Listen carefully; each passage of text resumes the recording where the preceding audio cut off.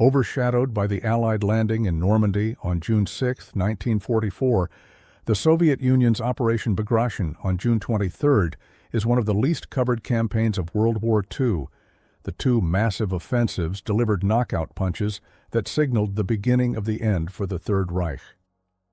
After halting the German offensive at Kursk in summer 1943, the Red Army permanently seized the strategic initiative. Continuing into spring 1944, the Red Army liberated almost all of the Ukraine on the southern flank of the Eastern Front, and similarly pushed back German forces in the north. In the central sector of the front in Belarus, German Army Group Center under command of General Feldmarschall Ernst Busch occupied a large bulge facing east called Belarus Balcony by the Soviet High Command. The exposed balcony presented a tempting target. In May 1944, the High Command of the Soviet Armed Forces, known as Stavka, began planning an ambitious operation to destroy 4 German armies in Belarus, an area of operations roughly the size of the United Kingdom. The operation had as its goal the encirclement and destruction of Army Group Center. Soviet planners anticipated that if the operation succeeded, it would bring Soviet forces to the pre-war western border of the Soviet Union.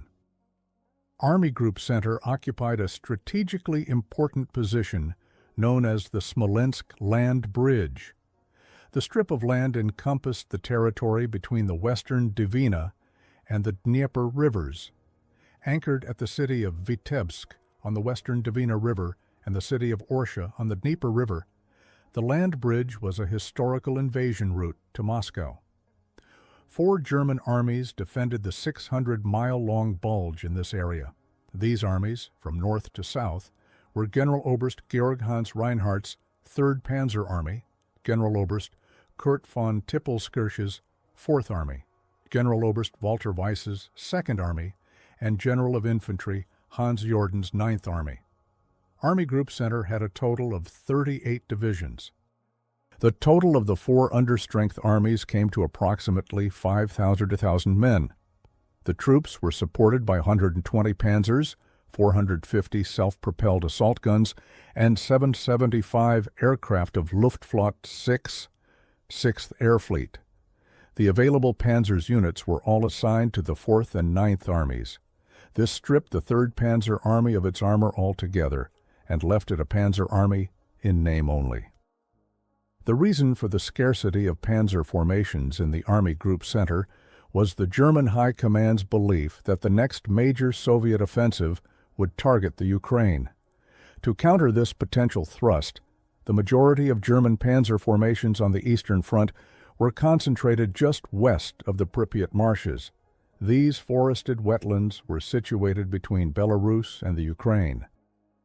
Army Group Center's precarious position was further exacerbated by German Führer Adolf Hitler's demand not to surrender an inch of conquered territory. Strategically important towns and cities were declared fortresses to shore up porous German defensive lines. Cognizant of his vulnerable position, on May 20, 1944, General Feldmarschall Ernst Busch presented Hitler with 2 plans of proposed withdrawals. The first plan called for a minor withdrawal to the Dnieper River. The alternate plan called for a withdrawal to the Berezina River. This maneuver would have allowed the Army Group Center to shorten the front lines and create much-needed operational reserves. Obsessed with not giving up an inch of conquered territory without a fight, Hitler rejected both proposals out of hand. Furthermore, he ordered the so-called fortress cities of Belarus to be defended to the last man. Operation Bagration was named for General Pyotr Bagration, a hero of Napoleonic Wars. In preparation for the operation, the Red Army massed substantial reserves. Opposing Army Group Center were 4 Soviet Army fronts: the 1st Baltic Front under Lieutenant General Ivan Bagramian, the 3rd Belarus Front under Colonel General Ivan Cherniakovsky, the 2nd Belarus Front under General Grigory Zakharov, and the 1st Belarus Front under Colonel General Konstantin Rokossovsky. The 4 fronts numbered 16,700 men, 33,000 guns and mortars, and 5,800 tanks and self-propelled howitzers. Each army was allocated a tank or mechanized corps to exploit breakthroughs. Separate tank brigades were assigned to support infantry divisions. The objective of the tank brigades was to breach the first line of German defensive positions. 5 Soviet air armies, all of the front-level aviation, and almost all the long-range bombers, totaling 5,300 combat aircraft, provided air support for the offensive. Behind German lines, 14,000 partisans operated under direct control from Moscow. Bitter lessons of the first 3 years of war taught the Soviets how tenacious the Germans were on the defense. In response, the Soviets formed multiple large-caliber artillery corps, each of which consisted of approximately 1,100 artillery pieces, ranging from 76mm to 203mm guns, as well as the dreaded Katyusha mobile rocket launchers. By 1944, Soviet industry was churning out war materiel in ever-increasing quantities, especially the superb T-34 tank. Most German regimental anti-tank units were outfitted with 50mm anti-tank guns, which were ineffective against the frontal armor of the T-34. For that reason, the Germans resorted to using anti-tank mines, explosive charges, Panzerfausts, and other various short-range weapons to knock them out. Due to generous aid from the United States through the Lend-Lease program, Soviet ground forces fielded large numbers of motorized formations. Indeed, the Soviet formations had far greater mobility at that stage of the war than their German adversaries. Despite their huge advantages in numbers, the Soviet Army had great difficulty achieving and maintaining the degree of professionalism and tactical acumen demonstrated by German soldiers and their commanders.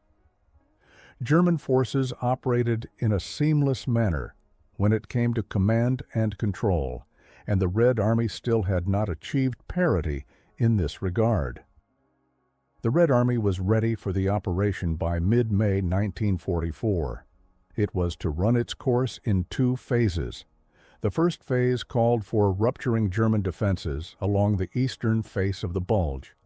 The second phase called for Soviet units to surround and destroy German forces defending Vitebsk, Orsha, Mogilev, and Babruisk. The Soviet forces intended to do the same thing to these German concentrations that the Germans had done to them in the opening weeks of Operation Barbarossa in 1941. Having lost vast numbers of men and equipment in the so-called Cauldron battles early in the war, Soviet generals were keen to exact revenge against the Germans in the same fashion. In the first phase of the operation, the 2nd Belarus Front had orders to pin down the forces of Army Group Center, while the 1st and 3rd Belarus Fronts enveloped German frontline forces in wide flanking maneuvers. The 2 fronts were allocated 2/3 of Soviet reserves, combat vehicles, and equipment marshaled for Operation Bagration. The 1st Baltic Front was assigned a secondary role of protecting the right flank of the 3rd Belarus Front and keeping the gap open between German Army Group Center and North. The second phase of Operation Bagration called for the encirclement of German forces west of Minsk, destruction of the main body of Army Group Center, and an advance to the pre-war border. Early in the war, many Soviet military disasters could be directly attributed to poor upper-level command and coordination. This time, the priority that Soviet Premier Joseph Stalin and the Stavka placed on cooperation between the fronts was demonstrated by the rank of the individuals assigned to supervise operations. Stavka appointed Chief of Soviet General Staff Marshal Alexander Vasilevsky to coordinate operations of the 1st Baltic and 3rd Belarus fronts, and it appointed Deputy Supreme Commander Marshal Georgy Zhukov to oversee the 1st and 2nd Belarus fronts. Deception measures played an important part in Soviet preparations. All efforts were exerted to convince the Germans that the next major Soviet offensive would continue in the Ukraine. Civilian populations were evacuated away from the front lines to minimize the possibility of the Soviet deployments being leaked to the Germans. frontline Red Army units made a great show of preparing defensive positions. Staff officers overflew Soviet positions to ensure that camouflage measures were observed. Under strict radio silence, units rotated to the rear to practice combined arms tactics. Simultaneously, Soviet command stepped up efforts to acquire tactical and strategic intelligence about German forces facing them. Soviet air reconnaissance efforts, which were for the most part unimpeded by the German Luftwaffe, gathered valuable information in real time. Despite Soviet efforts to conceal their massive preparations for the offensive in early June, German Army Group Center headquarters began receiving alarming reports from ground and air reconnaissance and radio intercepts. Army Group Center staff initially disregarded the warning signs.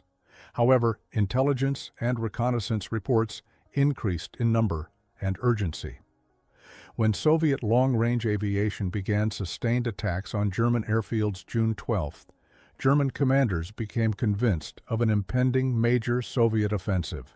Unable to convince Hitler of the threat, Bush took the opportunity on June 19th to fly to Germany on leave. Bush hardly had time to unpack when Soviet partisans began striking at vulnerable objectives that night. They mainly targeted German-controlled railroad junctions, bridges, and other strategic transportation points in the German rear. In some locations, they succeeded in halting all rail traffic. This severely impeded the ability of German units to shift reinforcements and supplies to threatened sectors of the front. On the evening of June 23rd, multiple waves of Soviet aircraft began bombing German positions. With the heavy concussions of the bombs masking their work, Soviet combat engineers began clearing passages through German minefields. German sentries picked up on the activity in many locations. At 3:02 a.m. the following morning, the leading Soviet infantry units, supported by tanks outfitted with mine plows, advanced on the first line of German defenses. The general offensive began as a series of localized encirclement operations. Massive artillery barrages rained down on positions of the 3rd Panzer Army near Vitebsk on the northern end of the Bulge. Forming the northern pincer of the envelopment, infantry units of the 1st Baltic Front broke through German forward positions. Their strategy was to bypass Vitebsk and attack it from the rear. As Soviet shells rained down on German positions, Bush was advised by telephone of the Soviet offensive. He caught the first available plane and by late afternoon was at his headquarters, greeted by grim news of an endangered left flank and the loss of contact with Army Group North. Despite massive Soviet air and artillery bombardment, German defenders grimly hung onto their positions, and the Soviet infantry was able to achieve only minor penetrations of the forward defenses. Soviet tank brigades alone could not achieve breakthroughs, so Soviet senior commanders deployed their reserve tank corps earlier than they had planned. While the 3rd Panzer Army was being severely tested, the other 3 armies of Army Group Center suffered only limited attacks on June 22nd. The following morning, Soviet heavy guns once again pounded German positions. Afterwards, the 3rd Belarus Front attacked the Gex-Sesetsam Corps of the German 4th Army, situated east and south of Orsha. The attack formed the southern pincer of the planned envelopment. The Soviet front had orders to capture Orsha and continue to Borisov, southwest of Vitebsk. The German 78th Sturm Division from the 4th Army put up a determined resistance at Orsha but could not stop the Soviet onslaught. The 78th was badly mauled in the battle.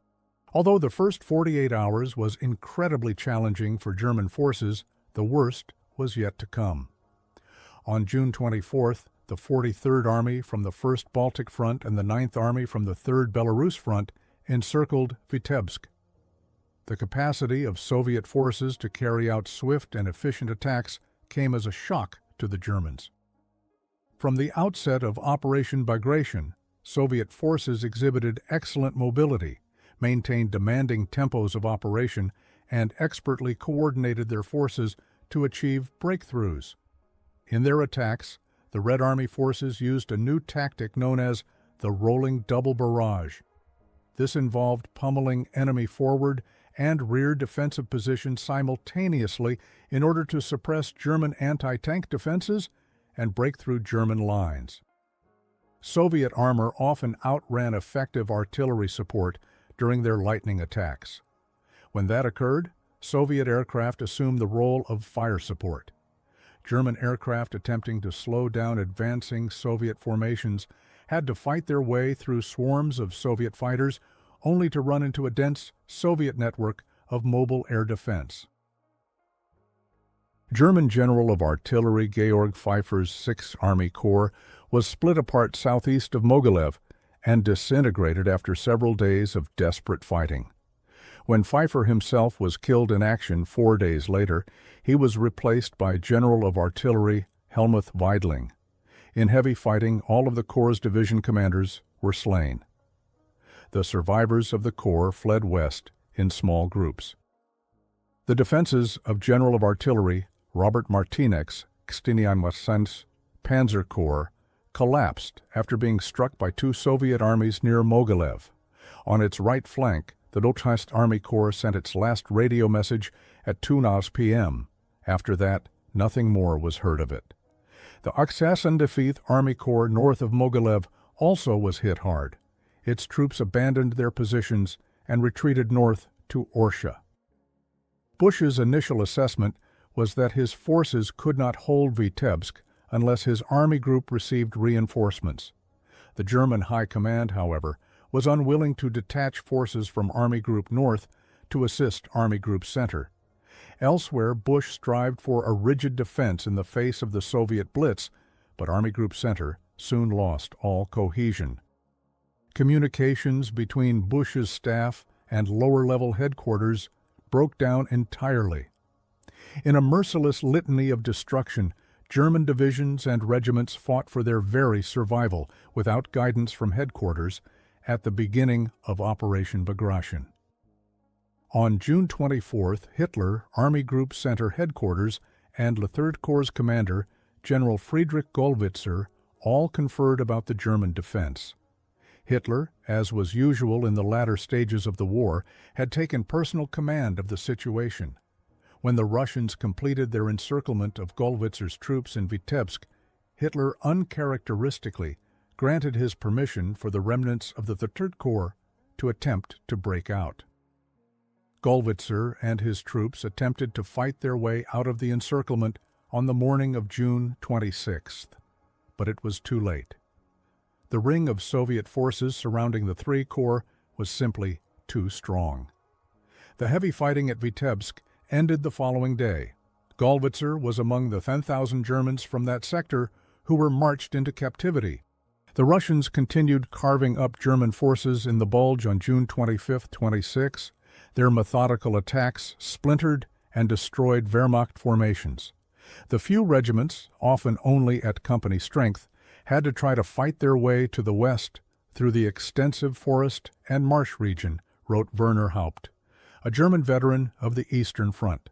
The Soviets pursued throughout, overtaking the German columns, splitting them apart, and destroying them individually. The last transport trains with wounded weapons and equipment had left just before the encirclement of Orsha.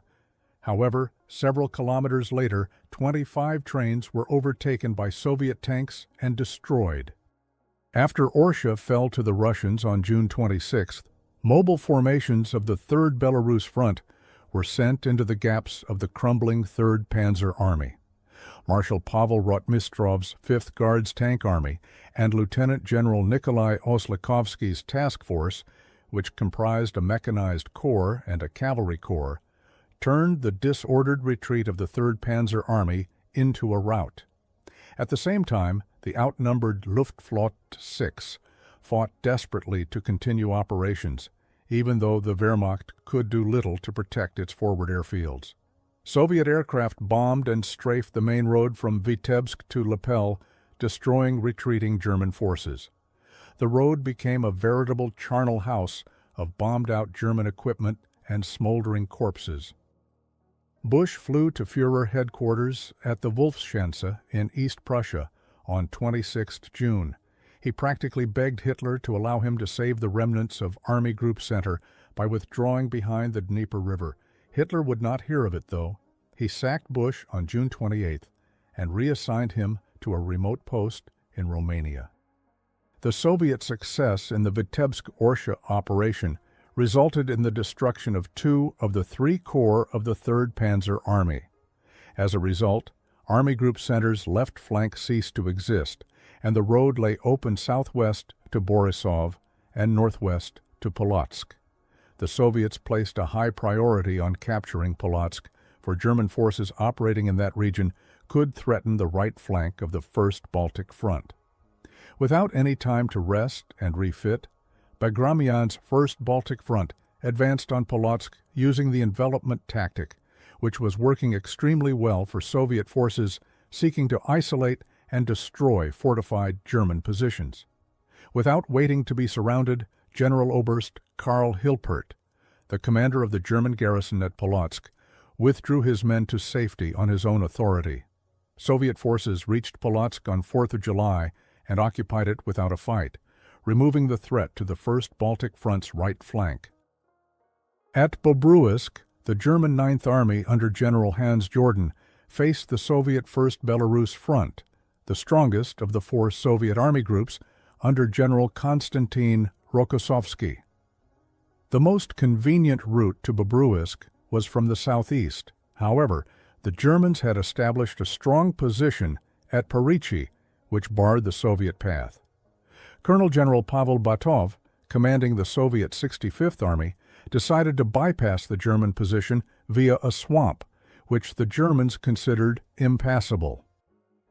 German generals trusted a topographical symbol for impassable swamp and succumbed to a conciliatory idea that we would not be able to advance along the swamps, wrote Batov. Russian combat engineers quickly built several corduroy log roads through the wetlands. Although the Germans monitored the swamps, they had no forces deployed in them. During the first day of the advance, the 65th Army penetrated German defenses up to 6 miles.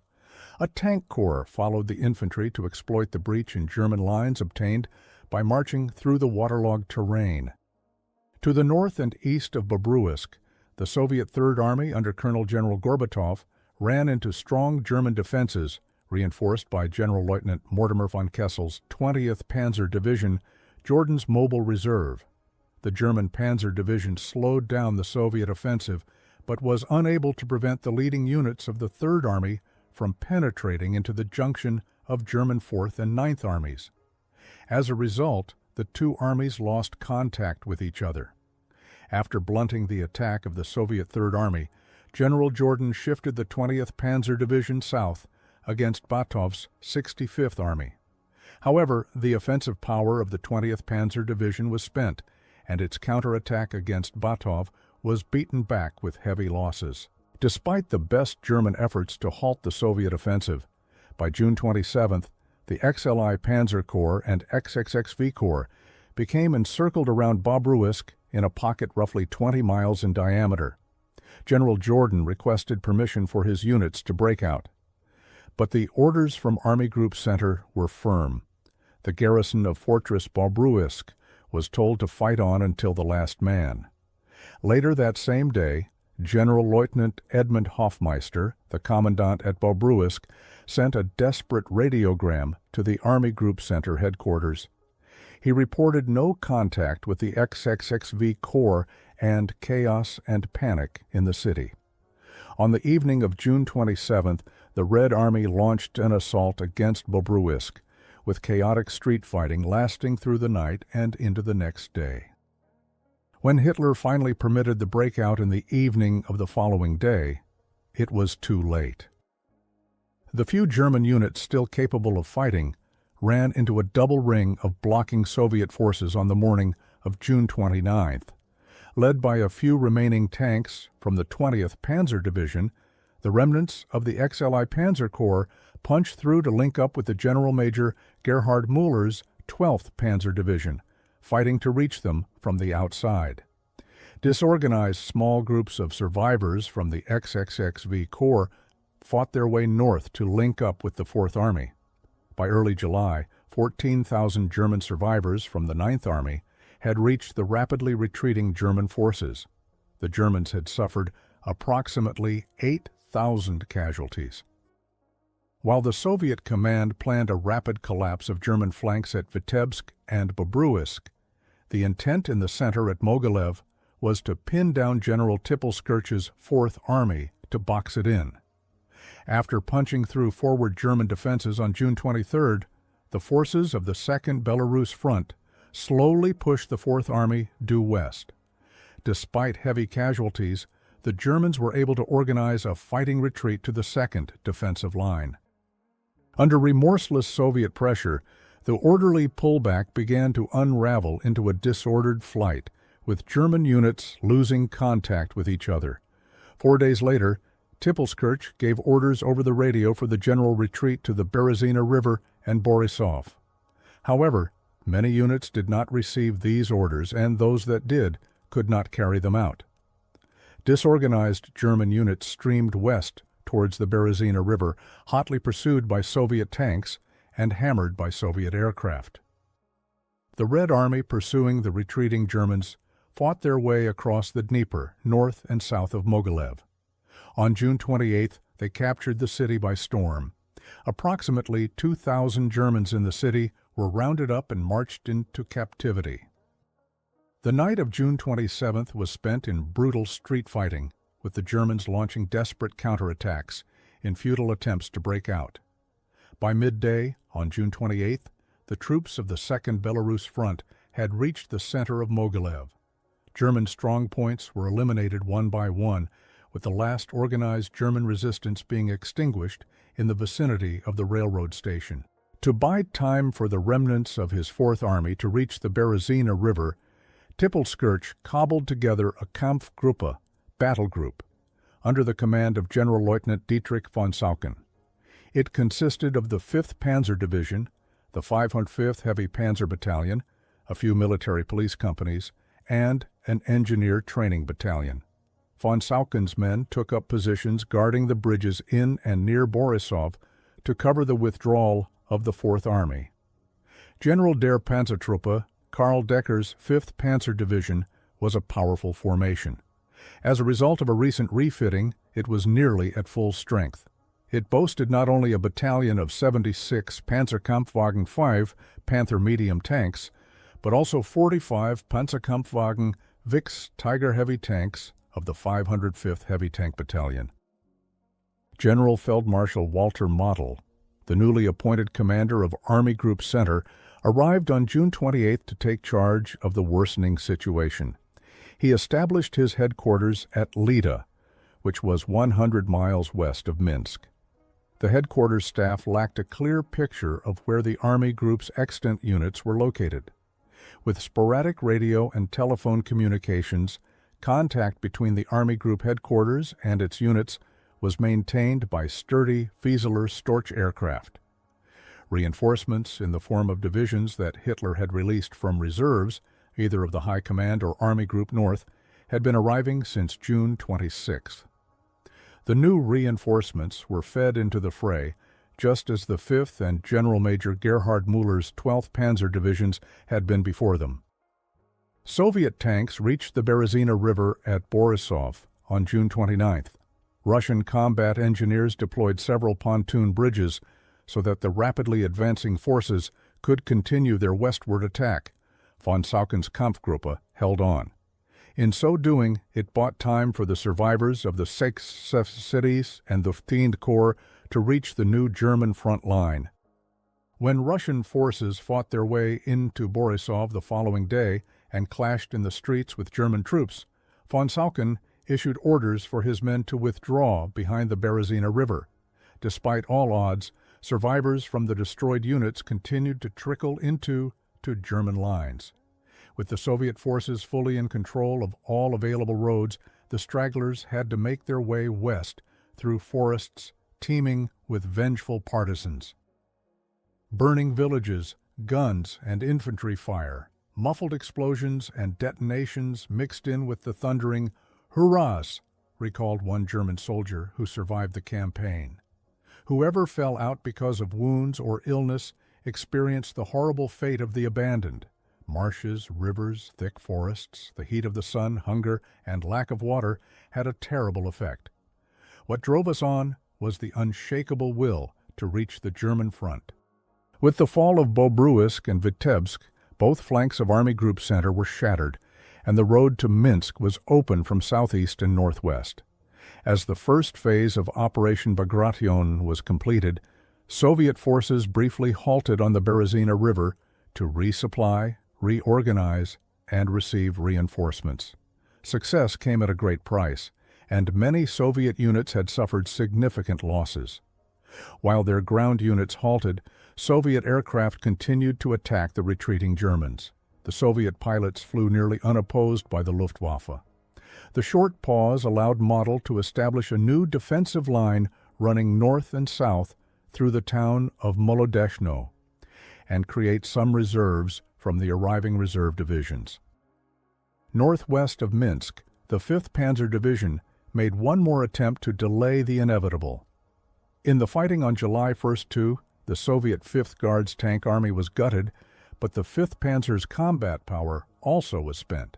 It was down to 18 panzers. All of the 505th Heavy Tank Battalion's Tiger tanks were lost in the hard fighting. The vanguard of the Soviet 2nd Guards Tank Corps reached the northwestern outskirts of Minsk on July 2nd. At the same time, a Soviet mobile task force captured Nesvizhezh, thereby cutting off German retreat toward WW2. Before the trap closed, the Germans were able to evacuate 2,000 wounded and rear echelon troops from Minsk. The following morning, tanks from the 2nd Guards Tank Corps punched their way into Minsk from the northwest. German resistance collapsed rapidly, and by the end of the day, the capital of Belarus was liberated, a major political coup. Approximately 100,000 German soldiers were trapped in a large cauldron west of Minsk. With Tippelskirch outside the pocket, commander of the Tortet Corps Müller took command of the encircled survivors of the Fourth Army. Surrounded German troops were constantly being pounded by Soviet artillery and fighter bombers, steadily breaking up resistance into smaller and smaller pockets, which were mopped up by Soviet infantry. A group of several thousand German soldiers under General Hans Traut, commander of the 78th Sturm Division, was wiped out, and Traut himself captured on July 6th. Realizing that further resistance was impossible, 2 days later, Müller surrendered his forces southwest of Minsk. For the next several days, Soviet infantry and partisans combed the woods near Minsk, hunting down German stragglers. With Minsk taken, the 3rd Belarus Front received orders to take Lida and Vilno by 12th of July and establish a beachhead on the west bank of the Neman River. Vilno was a tough nut to crack. General Major Rainer Stahel's 12,000 Germans held strong positions in the fortress city. The 5th Guards Tank Army and the 3rd Guards Tank Corps bypassed Vilno on July 7th. They swung around from both the north and south. As the Soviet forces approached the city, an uprising by the underground Polish Home Army flared up in Vilno. The action was part of the efforts by Polish government in exile to establish a bargaining position after the defeat of Germany. While the military action was directed against the Germans, political aims were focused against the Soviets. The Polish government in exile located in London was hoping to position itself as an equal partner to resist Stalin's establishing political dominance over Poland after the war. German reinforcements arrived in Vilno during the night of July 7th. They were just in time, for the next morning leading infantry units from Soviet Fifth Army began assaulting the city from southeast. Tanks from the 5th Guards Tank Army and the 3rd Guard Tank Corps linked up 2 days later just west of Vilno, thus encircling the Germans inside the fortress city. Over the next 3 days, brutal street fighting raged. Assaults by Polish resistance fighters inside the city bedeviled the German defenders at the same time They were trying to fend off Soviet attacks from the outskirts. The Germans sold their lives dearly, and Soviet casualties were severe. German reinforcements desperately tried to reach their beleaguered comrades from the west. However, the Soviet ring around the city was constantly being reinforced, and all German efforts to relieve the trapped men failed. 2 German pockets of resistance remained in the western suburbs of Vilno when Stahel gave orders to break out on July 12th. That night, the German 6th Panzer Division and part of Panzergrenadier Division Großdeutschland opened a corridor to the beleaguered German forces in Vilno. Before the Soviets closed the gap, 3,000 Germans escaped, but the Germans lost 8,000 killed and 5,000 captured in the final Russian assault on the city. The Soviets established bridgeheads on the west bank of Niemen River on July 15th. For the next few days, the Germans made desperate counterattacks in the hope of dislodging the Russians. Despite best German efforts, the Red Army units maintained their positions and even expanded them. By that point, the German territory of East Prussia was within striking distance. Once the city was firmly in Soviet hands, NKVD internal security units began disarming and interning Polish Home Army fighters, forcing those who escaped the dragnets back underground. This action clearly demonstrated to the Polish government in exile that Stalin was not going to acknowledge them as equal partners or to allow armed formations inherently hostile to the Soviets to remain behind the front lines. While the Soviet offensive continued unstoppably, the Germans were still capable in some instances of inflicting punishing losses on the Russians. For example, Major General Philip Rudkin's 11th Tank Corps advanced on the left flank of the 1st Belarus Front without conducting reconnaissance. The Tank Corps ran headlong into well-entrenched German anti-tank positions 2 miles south of Kovel. In the ensuing fighting, the Tank Corps lost 84 tanks. Stavka subsequently removed Rudkin from command. In order to demonstrate to the world the success of the summer offensive, Stalin ordered a prisoner parade to be conducted in Moscow. 57,000 German prisoners captured at Minsk were transported to Moscow and on 17th July marched in 2 giant columns through the city center. The prisoner columns were followed by street sweeper trucks, symbolically cleansing the ground of the so-called Nazi filth. The border city of Brest was liberated on July 21st, and the Red Army entered Polish territory, taking Lublin on July 24th. When Soviet forces reached Lublin, they liberated Majdanek, the first concentration camp encountered by the Red Army. In a cruel twist of fate, once the liberated prisoners were moved out, the victorious Red Army detained members of the Polish Home Army at Majdanek. As the Red Army approached Warsaw on August 1st, elements of the Polish Home Army rose up against the Germans again.